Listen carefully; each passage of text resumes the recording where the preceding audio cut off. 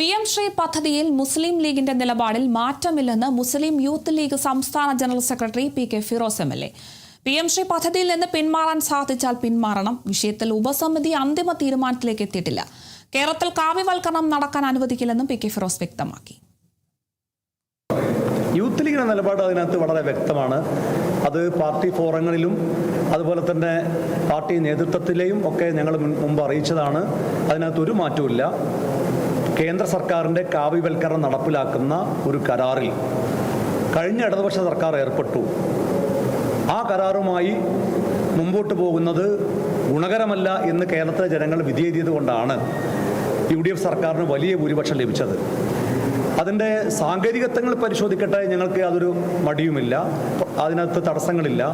കാരണം ഒരു കരാറിൽ സംസ്ഥാന സർക്കാർ ഏർപ്പെട്ടാൽ ആ കരാറിൽ നിന്ന് പിൻവലിയാനുള്ള സാങ്കേതിക നടപടിക്രമങ്ങൾ പരിശോധിക്കേണ്ടതുണ്ട്. അത് പരിശോധിക്കട്ടെ. പക്ഷേ ആ കരാറുമായി മുമ്പോട്ട് പോകുന്നത് സംസ്ഥാന സർക്കാരിൻ്റെ താല്പര്യങ്ങൾക്കും കേരളത്തിലെ ജനങ്ങളുടെ മതേതര താല്പര്യങ്ങൾക്കും വിരുദ്ധമാണ് എന്ന അഭിപ്രായമാണ് യൂത്ത് ലീഗിനുള്ളത്. അത് വളരെ കൃത്യമാണ്.